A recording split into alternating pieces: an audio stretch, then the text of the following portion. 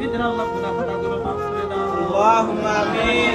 আল্লাহ প্রত্যেকের হায়াতের ভিতরে বরকত দান করে দাও। আল্লাহুম্মা আমিন। এখানে যুবক সংস্থা যারা আসছেন, একটা সংস্থা আছে আল্লাহ কিছু কাজ পায়, কাজ করে আল্লাহ সব ঐক্যবদ্ধ হয়ে আরো বড় বড় কাজ পায় আল্লাহ সুন্দর করে এনজাম দিতে পারে। আল্লাহ সেই নিয়ামত তুমি ভাইদেরকে দান করিয়া দিও। আল্লাহুম্মা আমিন।